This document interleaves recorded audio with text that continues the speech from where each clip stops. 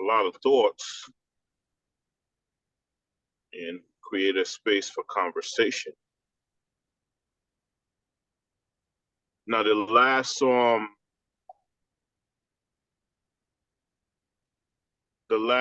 you had on Sunday, I was not able to attend all of it fully because I was traveling in Philadelphia. So, I believe at the end of it, you offered some resources. Mm-hmm. So I was curious if you can. Is there a way? Is there a way to get that via email or in another form or capacity? Yeah. Yeah, there are. Yeah, I can find a way to get that out to you, or just put it on. So we have like some book recommendations and things Mm-hmm. like that are on the.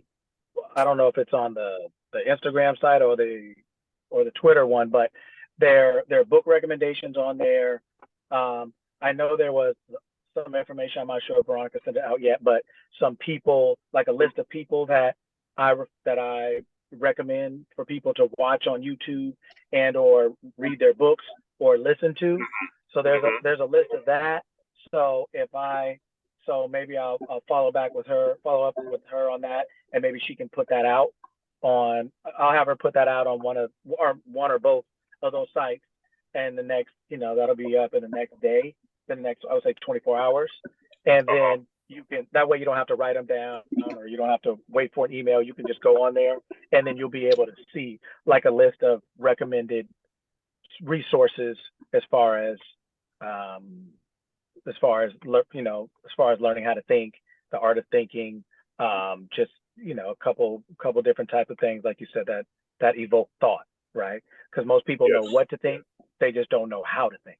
How to think. um, Correct. and that's where freedom lies, is in the how.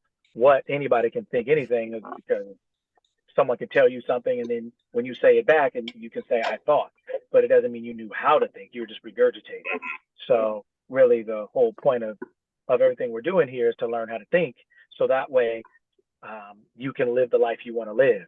All the teaching and to me, the sign of a great teacher is to lead whoever they're so-called teaching, to lead them back to themselves, to lead each individual back to themselves, to realize that they are their own salvation. They have all the answers within them to live the life they want to live and to be free. And so when I work with people, my goal is not to keep them forever. My goal is to, shine them up, dust them up, clean them up, grow them up, whatever they need in order to set them free to go off on their own path, right? So that they can learn how to cook for themselves or fish for themselves, so they can learn to be self-sufficient, right? So that is that's why we do what we do. So yeah, there are some resources that I'll make sure Veronica sends out for us and puts on there. Yeah, I appreciate that. And I like the point that you emphasize, right? Thinking for yourself. I think well, for me, I find oftentimes that I'm in a situation where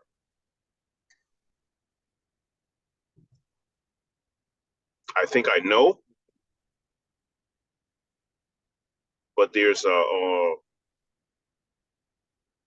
seems to be a vacuum or a space missing as to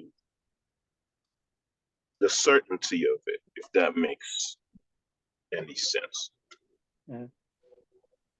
So if you do a research paper, you do the research to back up the findings that you put in the paper, right? There are times where I find myself in certain situations, in certain conversations where even though I thought I may have thoroughly researched the subject matter, there still seems to be a vacuum as to how certain are you about what you are having a conversation about. So I'm appreciative of the just the concept and about learning and knowing what you are talking.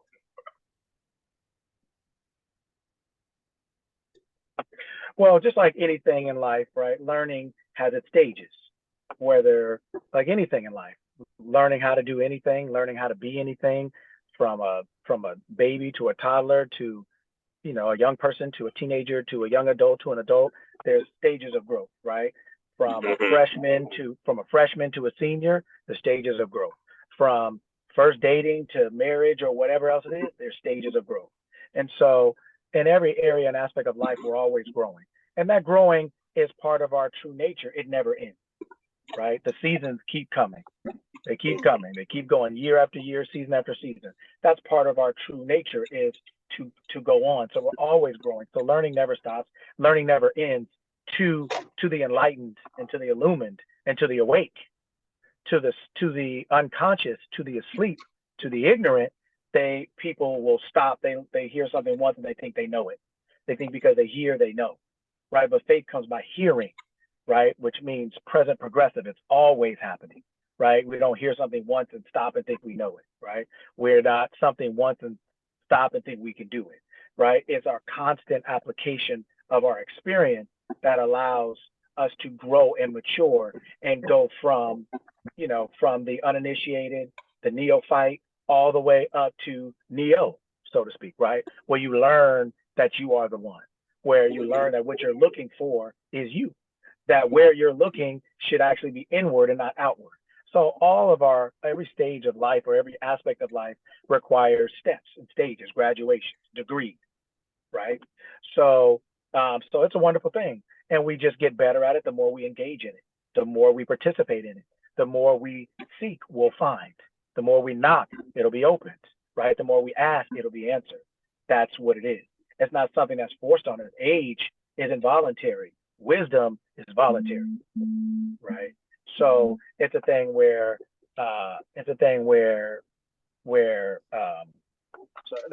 where we have to we have to continuously move forward and progress through our effort and through our intention and through our attention, right? But whatever we give our attention to and our intention to, we increase it. That's just a law. That's just the way it works. So we don't have to worry about that if it comes natural as long as we're participating, right? So that's what we're doing here. We're all learning. We're all growing. We're at different stages, different steps.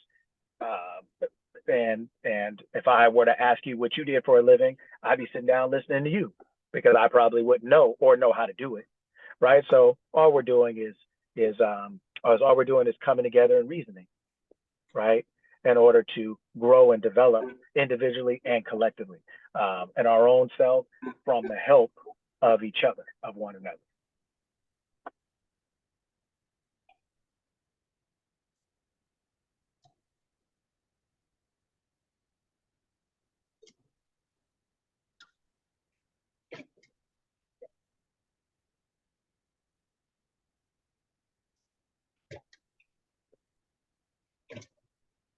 So, Lucky, you mentioned going inward, right? Yes, sir. Yes, sir. So, have you found in your experience? So, typically, so you mentioned stages. Yes, sir. Have you found that there's a stage approach to going inward? Or how does one, for lack of a better word, travel from one level to the next to get to themselves when you're looking inward? I hope I articulated that. Yeah, completely. So when we are looking for something, if you notice when you're looking for anything in life, have you noticed that whatever it is, you go to the same place first to find it? Mm-hmm. So, right? So if you're looking for, the clippers to shave, right? Or if you're looking for food, you go to the kitchen usually. Or if you're looking for your car, you go somewhere. Or if you're looking for your keys, if you're looking for anything, we have habits. We have a habitual pattern of where we go first to look for. And that pattern is not good or bad. It's just a habit. It's what we're accustomed to doing, right? But according to that custom, it could be more or less efficient. It could be more or less powerful. You know, if we leave our keys in the garage on the floor, that's probably not going to be the best place to leave them. But if we leave them there every day, we'll get used to looking for them there, right?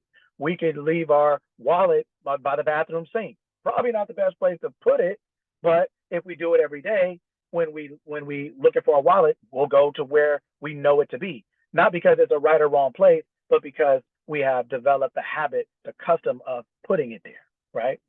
So learning to develop ourselves and learning to listen to ourselves, the first thing we do is we develop the habit of going in first. So it means when we have a decision to make, if you like, I don't know if like if we ever do anything serious, like for me, I box, or if we do like anything serious, like learning how to drive, or like things where there's some kind of danger in it, so to speak, right? When we first start doing it, we're so alert and aware, largely just because we're kind of afraid, because we're unaware. We're on high alert, and we're trying to get our bearings and trying to figure out how things work. And boxing case, I'm seeing a fist coming at me, and so I'm learning how to move. Or when we're driving, we're seeing all these cars go by us, and we're driving slow because we're trying to focus and figure things out. But as we get better at it, right, one of the things we gain from our consistency and maturing in it is we start becoming more calm. Things start to slow down for us.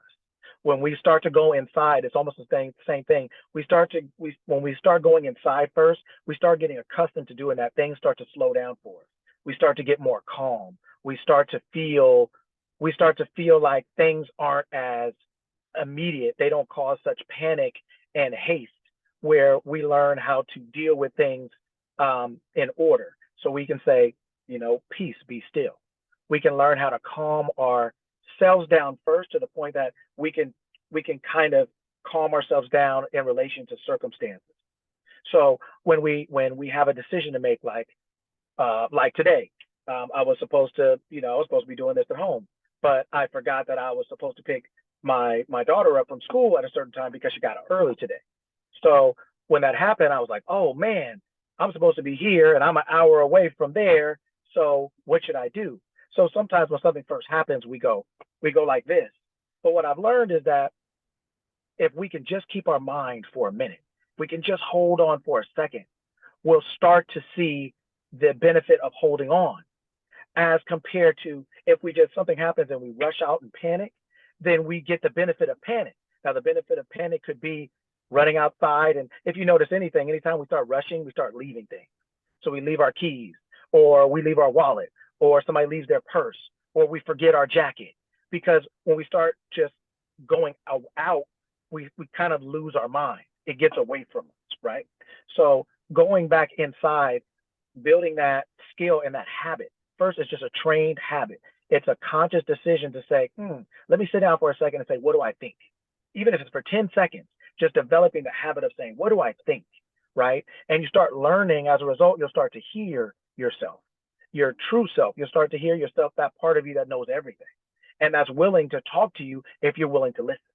But so often something happens and we just strike out, like a child chasing a ball in the street, right? And in that example, when you chase, you get hit, right? So a lot of times when something happens, we have an urge to just go out. But if we start developing the skill through consistent pattern and effort, we will start to hear ourselves more. And the more we hear ourselves, the more we'll look forward to hearing ourselves, and the more we'll ask. And then the momentum builds and builds and builds. And then after a while, like today, when something happens, the thought is there to be like, to start to panic. The thought crosses your mind for a second, but then after a while, your training kicks in, and it tells it, peace, be still. It shuts it down, right? It says, no, that's not the way we handle things. That's the way you've handled things in the past, but it's been a while since you handled that way.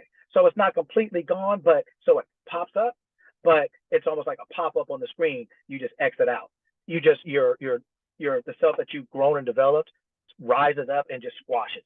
And it says, no, this is the way we handle things now. This is the way we are now. And so, like we talked about at the beginning, when we are having these conversations to know ourselves, that's the first key to wisdom, is to know thyself. So when we start spending time with ourselves by making a conscious decision to sit down, even if it's for 1 minute a day. So a lot of times people are too busy to do it.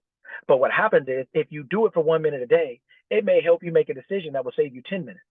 So then the next day you do it for 2 minutes and it may save you 15 minutes. It may save you 12 minutes. So what happens is that when you are making time for your true self and you start to hear yourself, you'll start making better decisions because you'll be making them from your highest level of thought, what people will call God, from your highest level of consciousness that knows everything. And will put into your mind the right way to do something. It'll save you time, money, effort, pain, because that your true self doesn't go through all those things because it knows all the answers. Right. So, but our conscious mind, our persona, our personality kind of sometimes blocks that because through habit, through tradition and custom, through a lot of just ways of handling things that aren't necessarily the best, but it's the way the world handles things. Right. So that's why it says in the book, be in the world, but not of it. Be not conformed to this world, meaning don't think like everyone thinks, because otherwise you'll get what everyone gets. What you can see now is hysteria, psychosis, neurosis, stress, worry, fear, anxiety, all because people are thinking about things the same way and aren't really thinking about it from the highest level of thought. People are just trying to manage all their stuff. So everybody has a whole bunch of, drugs and medications to manage all the pains and stuff in their lives that at the highest level of thought you would eliminate. So saying all that to say that it takes a focused effort and discipline and dedication like it does to learn anything at the beginning.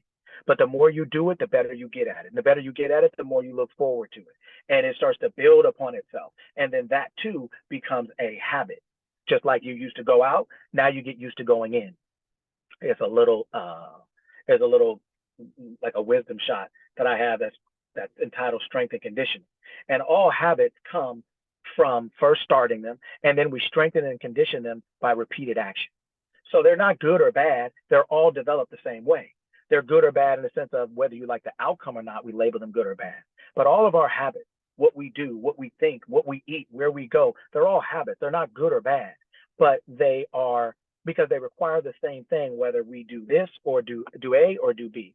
So the strengthening and conditioning comes from we get stronger the more we repeat something. We condition ourselves to feel, to think, to act through repetition. And so we gain conditioning, our endurance, and our strength through repetition, right? So anything that we choose to apply ourselves to that way, we will grow in accordance to that. So we just want to strengthen and condition the thoughts that we choose. And those thoughts that we choose are ones that should be beneficial to us. And our greatest capacity, what sets us different than any other living, breathing thing, is our mentality, is our ability to choose our mind and choose our life and change our mind so we can change our life. And so if we develop that skill by talking to our true self, by just sitting down and quiet for a minute or two, 3 minutes or 4 minutes, gradually over time, we will live much more effective and efficient lives because we'll be making decisions from a higher level of consciousness that knows more than our regular physical carnal mind, so to speak. All right, we have a question from Hope. Yes. Okay, hi everyone. Hi Lucky. Hi. I just have a question in regards to when you say that you continue on being consistent and you continue on doing the right things, and having that strength in your mind to continue on going because it's what you love or it's something that you've enjoyed as far as volunteer work or obligations, and you want to stay because you know you can do good work and you're conversing correctly in a professional manner and trying to take the upper hand of that higher consciousness that you talk about. But every time you do, you get disrespected and having to prove yourself. When is it a time where you can like allow the mind to kind of disconnect, like that internal conflict between wanting to leave because it no longer serves purpose and wanting to stay because it's within you, that purpose. If I'm making myself clear, I don't know if I am.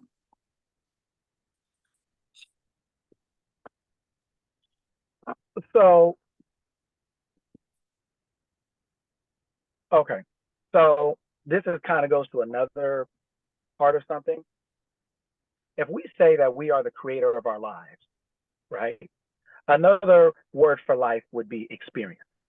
We're the creator of our experience.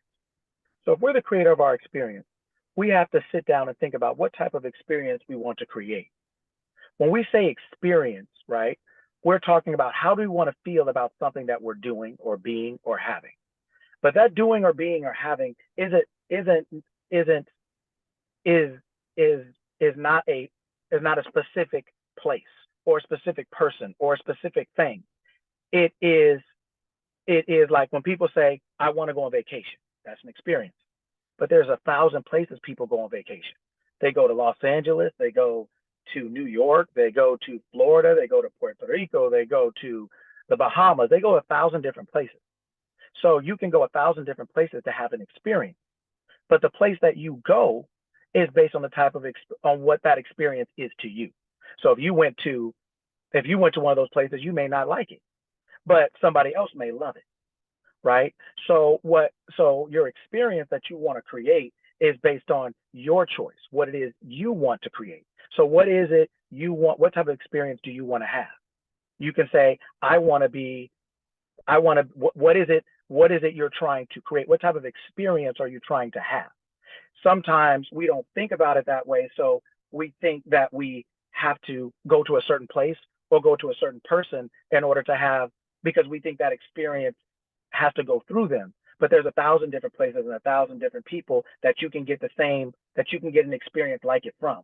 There are 1,000 different people to date. You would still call them your significant other. There's 1,000 places to go. You would still call it vacation. So what you want to do is find the right one for you, but you can't find the right one for you until you define what you want your experience to be. And sometimes that's hard to do when we try to define our experience through a particular place or person or circumstance or situation, because it may not actually match what we're trying to experience, right? So when you decide, I want to be something, right, whatever that is, then that is, since you're the creator, you define your experience. What is it you want to be? I want to work here. How many hours do you want to work? How much money do you want to get paid? What do you want your experience with your coworkers to be? Because people are an experience. Just like a location's an experience, a business is an experience. It's an experience called business. They're all experiences. So if we don't define what we want to get out of that experience, then we're going to limit ourselves a lot of times on, they're going to limit what we think our experience can be based on where we're getting it from, right? So we're trying to have an experience bigger than the place that we're trying to have it. But we're going through there because we think in order to have this experience, we have to work here. But there's 1,000 different places, or we have to vacation here. There's 1,000 different places. So in order to be in control of your life, the creator of your life, the creator of your experience, you now have to start controlling your experience by creating that. So just like if you owned your own business, you would name it, you would decide what type of business you have, how many hours you worked, where the location was. You would create every part of it as a reflection of your experience. So you do the same thing with your employment. Employment is just an experience. So then sit down and think about, what type of experience do you want to have called employment? How do you want your job to go? Where do you want to work? Not necessarily just the place. It could be a place, but what is your experience from that place? Because it doesn't matter what the building looks like if you don't like it. It doesn't matter what the building looks like if you do like it. So you want to focus in on what you want your experience to be, called employment, right? It's an experience. How do you want to feel at the end of the day? What do you want your relationship with your coworkers to be? Those are all things you can control because you're not trying to control them. You are using them as a resource that reflects your experience, your desired experience. but you can't do that if you haven't created it, if you haven't decided how it's going to go for you. If you just get there and say, let's see how it goes, well, you can see how that works. Because essentially, then what you're doing now is you're letting someone else create it for you. They're thinking and you're not. They're thinking about how it's going to go. They're going to tell you what to do. They're going to tell you this and tell you that. And you're just showing up to work hoping it goes okay. Those are two different states of mind. So to answer your question, everything that we do for an experience. And in order to have the best experience, we must create it, meaning we must choose and decide what we want that experience to be like, where we're going, how we're going, what it's like, what our time is like, what our interactions with people where we are is going to be like. That is our right as the creator to control our life. We're not trying to control others, and we don't need to control others. But as we get a clear understanding of what we want our experience to be, it will start to shape and rearrange the things around us to reflect that. And then we can have the life that we want. And we don't require other people to be changed or moved. We're able to be what we want because we have chosen what that is. We're the creator of our life. So that starts here first. And that's what I mean by creating. That's what I mean by holding on to that thought so that it will create those things. It will move people in and out of the way according to your thought life, right? Because you need a physical thing to reflect your thought, right? So keep everything in experience, choose it how you want it to go.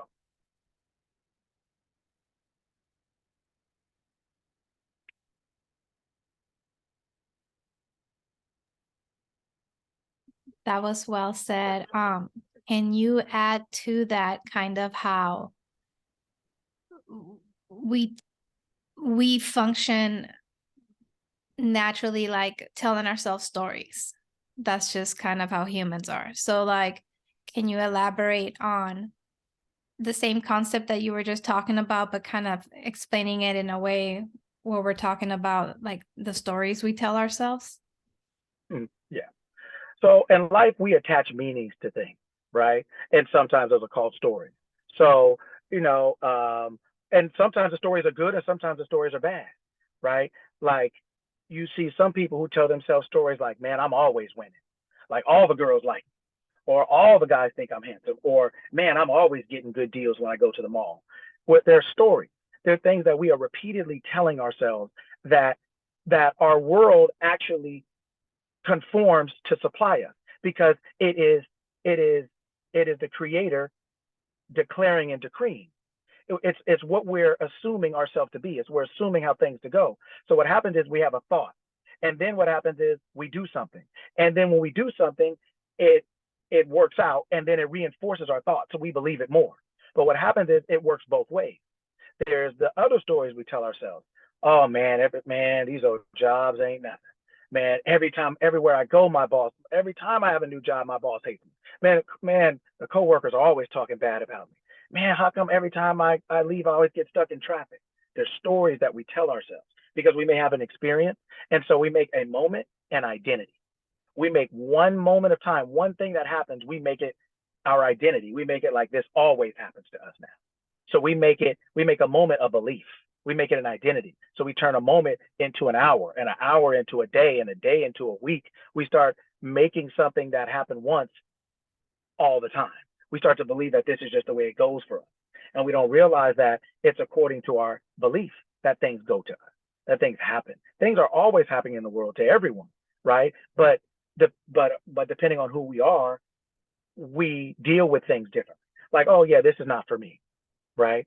So this is not how it goes for me. This is what's happening, but this is not my end, right? This is just a little turbulence, from the ground to the blue sky. In the middle, there's a little turbulence, but I'm always safe, right? Things are always working out for me.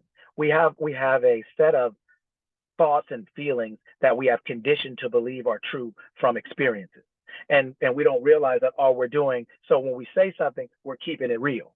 Right? But that's actually what we're doing is we're keeping it real in our life. We're keeping it active in our life by giving our attention to it, our intention, our attention, our focus. We are magnifying. We're magnifying the Lord. It means we're magnifying the law that as a mind thinks, so is it, right? That according to your faith, be it unto you.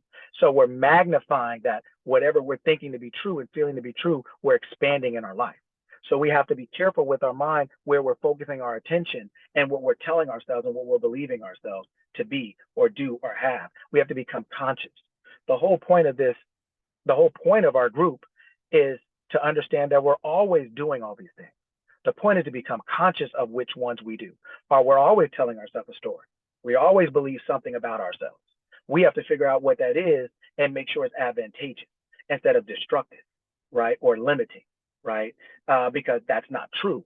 And the truth will enslave you. That's why we feel bad when we feel sick. That's why we feel bad when we feel poor. We feel bad when things aren't working out because that's what's happening, but that's not what has to be. But if we don't feel bad, we won't have an alarm. We won't have anything to say, it doesn't have to be this way. We'll just accept it. So that feeling of incongruency is just an opportunity to say, hey, maybe it's going this way, but I can change it. And the truth is you can change it. We can create anything. So whatever we can create, we can uncreate. Whatever we can attach, we can detach from.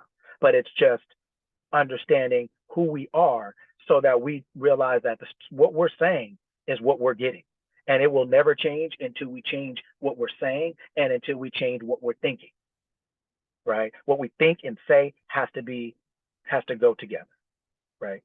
So the stories we tell ourselves are a lot of times just habitual beliefs based on experiences. And we think because it's this way, it's always going to be this way. And that's great if you're telling yourself positive things. But if you're telling yourself destructive things, which is what most people do, which is why they call this so-called positive thinking, they have to call it something because normal thinking isn't positive. Meaning it's not enlightening, illuminating, inspiring, uplifting, encouraging. It's not positive or productive. It is negative. It is destructive. It tears you down. It's, oh, well, just go along and get along. It's flu season. Oh, well, you gotta do this to have that, and you gotta do what you don't want so you can do what you do. It's a whole bunch of learned ignorance that people just make up and agree to. And so everybody's going along like sheep going to the slaughter because they're all thinking the same way, right? So we have to be mindful of what we're telling ourselves because we are the creator of our lives, of our experience. And if we are telling ourselves that it's always working bad for us, people don't like us, my boss always hates me, all we're doing is reinforcing that in our mind and keeping it active in our lives. So we have to be mindful of what we're saying and the stories we tell to ourselves. That's what affirmations do. That's what scripting does. It allows you to sit down and write a story about yourself. Sit down and write a story about your life, how you want it to be and how you want it to go. You are the power to create any and everything. But if you don't consciously do that, the world will program you through TV, the radio, friends, society. People can't wait to give you some bad news. So if you sit down with somebody and they say, hey, how you doing? And you're like, oh man, I'm great. Man, everything is working for me. All the world means me well and treats me kindly. Everyone is a link in the chain of my goods. Man, they'll move their seat or they'll stand up, pat you on the back and be like, all right, man, nice talking to you.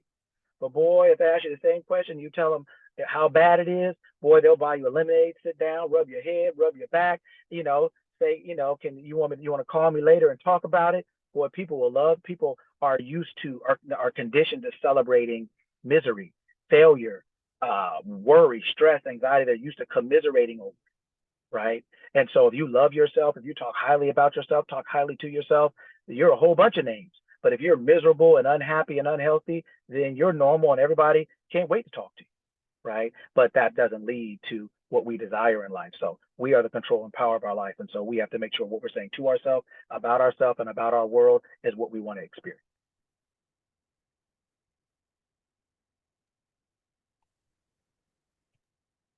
Awesome. Any other questions? Yes, I have one. Go ahead. Yeah. Let me say thank you. Can you hear me? Yes, sir. Okay. Let me say thank you, man. Let me just say thank you very, very much, man. Oh, my pleasure. I missed a couple of sessions, but I got this one a little bit. So this one here. So let me just start by saying I sure and appreciate it because it feels like you're talking to me, and I'm feeling that. You know what I mean? Feel like you're talking directly to me. You know what I mean? Hey. So my question to you is, because I know everything we do takes practice. Working from the inside out takes practice. How did you go about the practice part of applying what you know now? Because I applied everything else and it didn't work. And so I got desperate enough to say, I'm not trying. The reason this has taken so long, I mean, I do it on my own. I have my own thing doing it, but Marcus and I were talking the other day, and he was like, "Hey man, I got a couple people who'd like to hear some things. Is that cool?" And so I was like, "All right, man, cool, no problem." And so this is how this actually started the other day. And but I never went out. I never had a website. You know, Veronica will tell you, I never had a website. I never had a business card. I never started this to teach anyone else. I said to myself one day, man, you can be a good person and your life can literally suck. Like it doesn't matter. It didn't matter. So I'm saying, how do you win? How does this work? And so I was trying to figure out. So my whole journey was to figure out how to win. What is winning? How can I live the life I want to live and be happy and healthy and safe and not sacrifice one thing for another, not grind and work 80 hours a week and have the money I want, but I'm never home. Or I have the money I want, but my family hates me. Or I have, right? So I got tired of either robbing Peter to pay Paul or trading one problem for another or whatever else it is. And so I started this journey, and my journey was just to figure out how to make this work. What does this mean? And part of that journey then is, like a scientist, you can have a theory all you want, but you won't know if it's true unless you apply it. So just like in the book, it says, be a doer of the word and not a hearer only. So at some point, I just started applying it with anything that I had because it was all I had. I'd already used everything else. I'd used, positive thinking. I'd used Nam Yoho Renge Kyo. I didn't use everything. I probably would have killed a couple of roosters if I could find some at some point, because I was looking for the answers any way I could get it. So after a while, when I started researching and I started, that's part of your inner self's job. If you sit down and be quiet and ask it questions, ask your higher self questions. It's you. It is the non-physical version of yourself. And it is you. You're one with it. And so it's waiting to talk to you, waiting to give you answers, but none of us will sit down long enough to be quiet to hear it. Right? We're literally, right? We are literally inundated with external stimuli, and we don't have any time for ourselves. I ain't got time for that. Well, I ain't got time to do that. Well, I ain't got time. And it's like, okay, well, whatever you don't have time for, you can't get anything from. Right? So anyway, I started doing these things and I started applying them with whatever I could. I started just anything, because it's a lifestyle. It's a way of managing everything, not just one thing. We're not on here to be positive thinkers while our life, to feel better about our life being terrible. No, we're here to learn how to think and to understand how to create the life we want, and to realize that it's not only our opportunity, but it's our responsibility. Right? And so I started applying it with, I started applying with anything, whether it's how do I get an extra couple dollars, or how can I learn how to talk to my child better? How can I learn how to do whatever it is? I just said, well, let me see if I can apply it. Let me see if I can say, okay, what do I want my daughter to be? I want her to be this. So what can I do? What can I do as a father to do that? Okay, I'm going to assume that I'm the perfect father for her. I'm the perfect father. I always know what she needs. I always know how to talk to her. So I started applying what my desires are, and I started making them declarations, because God makes declarations. Humans make affirmations. We're trying to figure out if it's going to work. God says, let there be light, and it's light. That's it. Right? And guess what? I don't know if you can see me. I'm in the car because I was out and I couldn't get back on time, but it's still light out where we are in California. So God said, let there be light a long time ago. It's still here. So when God said something, it works because it knows itself to be. It has no opposition. It has no competition. Well, we truly, as the image and likeness, that image and likeness is our thought life. We have the same ability to say, let there be. And as we grow and mature, we start to declare and decree more. We start to affirm now, because that's part of our maturation. We start to say, I'm a great parent, or I'm a great husband, or I have a successful business. And we're talking ourselves into it because we're learning who we really are. We're becoming awake and conscious to who we are. And so as we do that and we do it more and more, you start seeing a little win here, see a little win there. Like, I tell people all the time that when you change your mind, what winning looks like looks different. You have to start figuring out what winning looks like. It looks different. You don't act the same. You don't look the same. Things don't come to you the same, but they come. And they come a lot more consistently and a lot more easily. And you realize you're doing more thinking than you are working. You're doing more here. This is really where the labor is. This is where you do all the work, because your life is lived here. It's expressed here. So saying all that to say, just when the reason we had this Q&A is because we wanted everyone to understand that the things we talked about on the weekend, how to apply them on Tuesday, on Wednesday, Friday, to a bill, to, acid reflux, right? to getting to work on time, to being a better parent, whatever else it is, learning how to think to become the person you want to be, to have the experiences you want to have, right? So once we do that, we start like a scientist applying. None of this is philosophical. We're not here to debate. We're here to say, if I believe that, let me try it. Because then we can prove whether it works or not. You will know a tree by its fruit. We're not here to argue and debate. We're here to say, let's understand enough where we can get enough understanding to build up the courage to try. Then we can say it worked or it didn't. We don't have to guess anymore. So that's what I started doing. And as a result, that's why I talk so passionately. Because like I said, this stuff just started because I didn't start this to teach anyone anything. I started because I wanted to learn. But then what happened when I started learning these things and I started working with athletes and things like that, I learned that athletes, just like people, wanted to be able to physically perform something they could not mentally conceive themselves as being or doing. And until we change our mind and learn how to change it and choose it and keep it, we will not physically be able to express, whether it's an athlete or a business person or a parent. We're only able to express at the level that we think. We cannot outlive what we think. So we learn and we apply. We learn and we apply. So we have homework and test, homework, test, practice, game, and then you just get better. You watch the film, meaning you reflect. You sit back at the end of the day and say, if I could do anything over, what would I do? What would I do? And then you say, okay. Now, not in doubt, not in fear, not in guilt, not in regret, but just in watching the film. Athletes watch film all the time. And so you're like, man, I would have never believed that was there. But in the moment, you don't know. But looking back, you're like, oh, it was there. So you can do the same thing. At the end of your night, before you go to sleep, sit down and think, if I could do anything over, what would I do? The next day, what you'll start doing is when that moment comes again or something like it, because you're used to reflecting, that awareness turns on. So you become more aware in the moment. And so then that film you watch, you'll be able to make the adjustment from that experience. Gotcha. Right. There you Thank go. you very much, man. Yes, sir.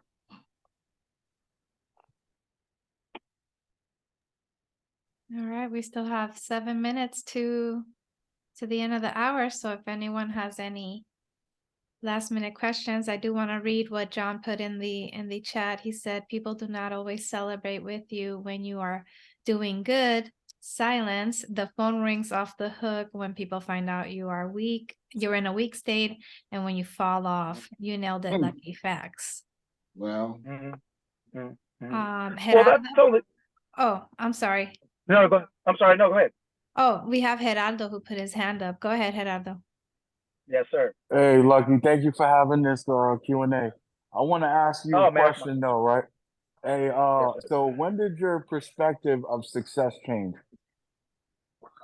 Oh man, it's always changing, because the more I know, the more I have a better understanding of what success really is. In general, what it is to me, it's changed in the last week. It's not that it's completely different. I just realized that it's almost like living in an apartment building. Your view changes as you go up. As we mature in our life, it's like going up from the basement all the way until we so-called leave our body till we die. We should be going all the way up to get to the penthouse, right? And so as we mature, right, in our experience, we're rising in mind and consciousness. And so our view of things changes as we go up, right? So it's not that we were wrong, so to speak. We can't see things on the first floor that we can see on the 30th floor. There's just a different view.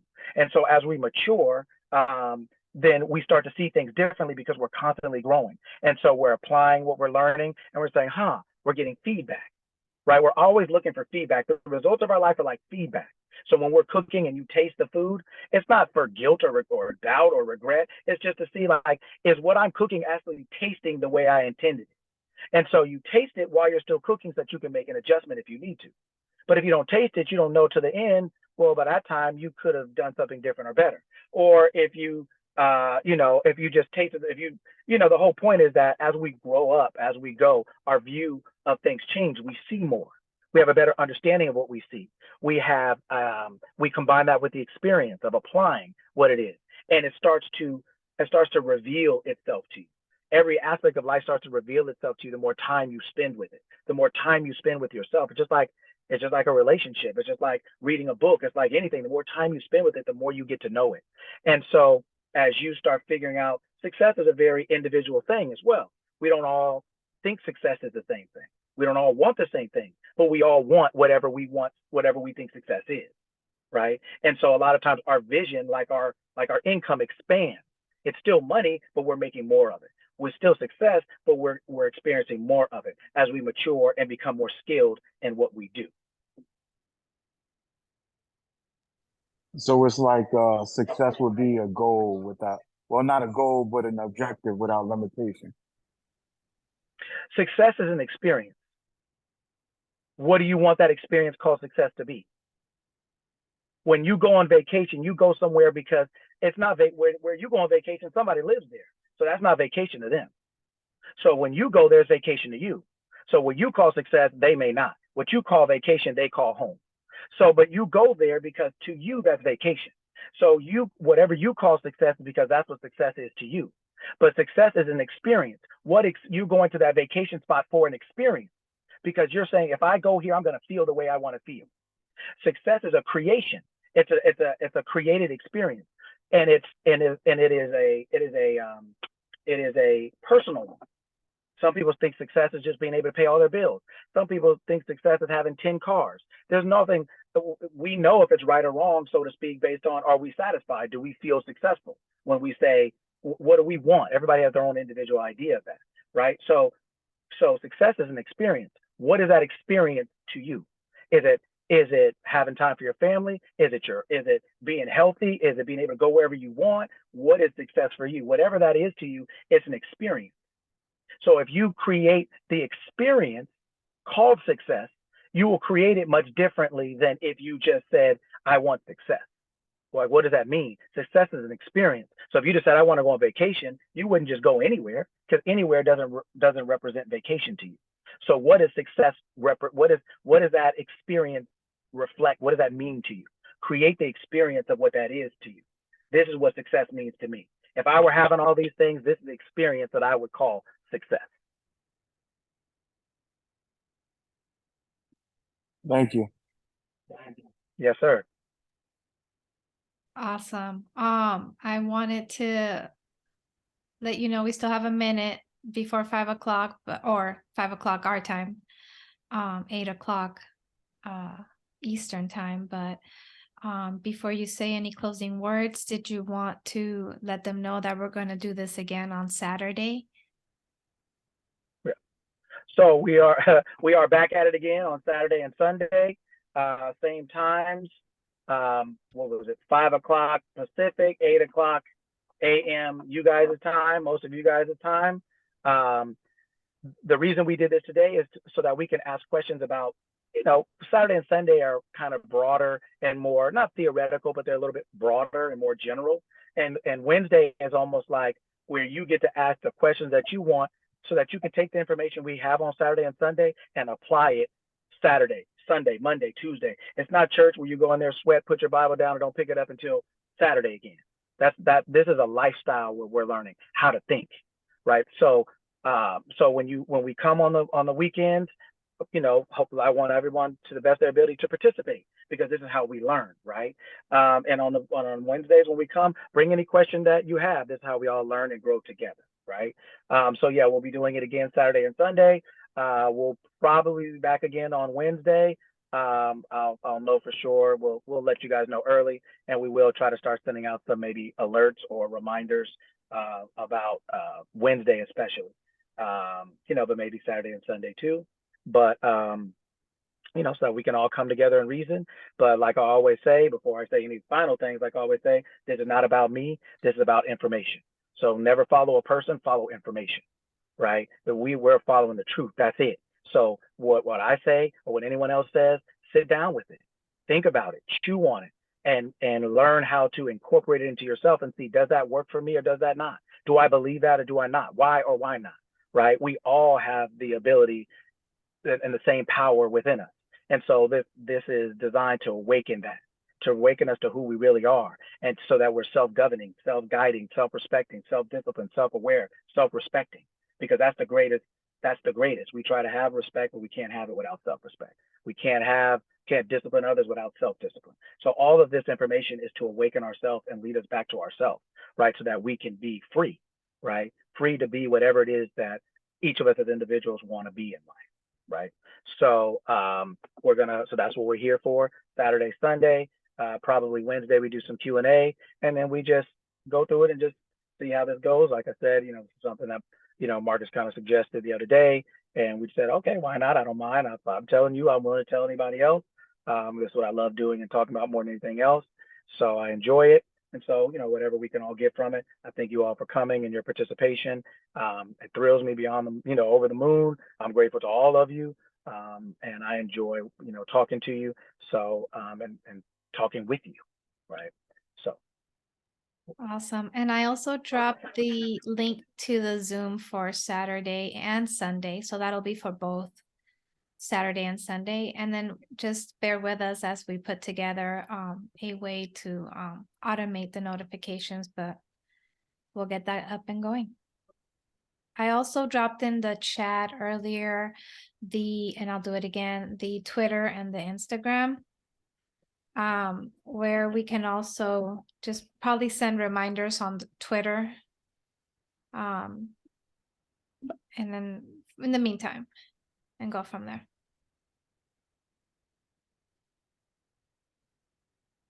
All right. Wonderful. Any closing words? Once again, just thank you all. Thank you for all coming. It's an honor and a pleasure to be with you. And we can all learn from each other. That's what we're here for. And I'm grateful to all of you for coming and your time. I know it's later out there for you than it is for us. So thank you for spending your hour with us. We appreciate it. We look forward to seeing you on Saturday and Sunday, and definitely bring any questions that you have. Even on Saturdays and Sundays, we're going to, Veronica keeps me kind of in line of making sure that I stop early enough to try to answer some questions, whether it's about what we just spoke about or just about anything else. So there's so many different areas of life that, that I talk with about or discuss with other people, whether it's kids or family or all the other stuff. So there's so many different things we can discuss. So anytime we have any questions, please feel free to ask them. You don't have to wait till Wednesday. Wednesday's just kind of more of a focus day where there's no, necessarily assigned or prescribed lecture. So, anything you guys want to talk about or ask, or that's what we're here to learn and grow together. And I definitely thank you guys for allowing me to do that with you guys. Awesome. Well, we hope everyone has a wonderful evening and to see you guys on Saturday.